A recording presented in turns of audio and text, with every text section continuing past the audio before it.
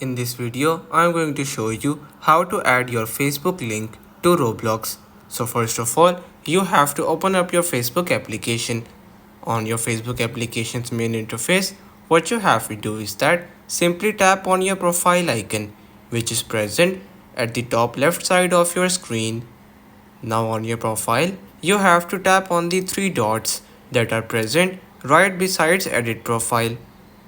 Now from here, you have to scroll down and tap on copy profile link.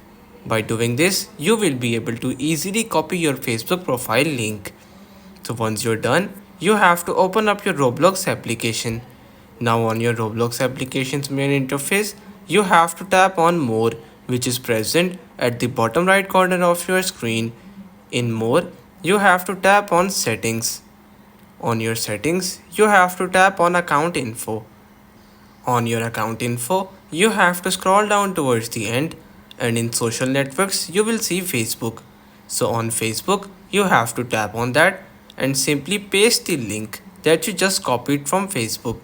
Once you're done, you very simply have to tap on save and you will be able to easily add your Facebook link to your Roblox account.